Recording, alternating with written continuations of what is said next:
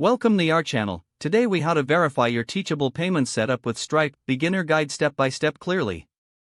To begin verifying your Teachable payment setup with Stripe, first, log in to your Teachable account. Navigate to the Settings tab located on the left sidebar. From the drop-down menu, select Payment Providers. Here, you will see an option to connect your Stripe account. Click on the Connect with Stripe button. You will be redirected to the Stripe login page. Enter your Stripe account credentials and click Login. If you don't have a Stripe account, you can create one by clicking on Sign Up. Once logged in, you'll need to authorize Teachable to access your Stripe account. Review the permissions and click Authorize Access to this account.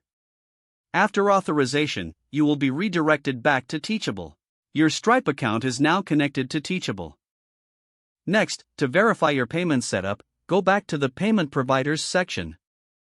Look for the status indicator next to your Stripe account. It should show as connected. To ensure everything is functioning correctly, run a test transaction.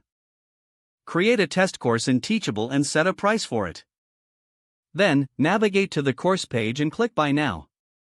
Follow the prompts to enter payment information. Use Stripe test card numbers for the transaction. If the test transaction goes through successfully, your setup is verified.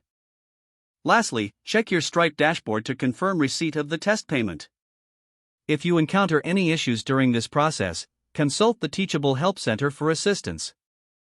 If the page does not load, refresh the browser or try again in a private or incognito window. Make sure you are using the correct email address, then retype it carefully to avoid small typos. If your password is not accepted, use the Reset option and create a new strong password you can remember. Check your spam folder for verification or security emails, then complete any requested confirmation steps. Enable two-factor authentication if available to improve account security and reduce unauthorized access risk. After signing in, review your profile details so your contact information and settings are accurate and current. If you see an error message, note it down and try again after restarting your device and internet connection. Log out when you finish, especially on shared devices, to keep your account and payment information secure. If the page does not load, refresh the browser or try again in a private or incognito window. Make sure you are using the correct email address, then retype it carefully to avoid small typos. If your password is not accepted, use the Reset option and create a new strong password you can remember.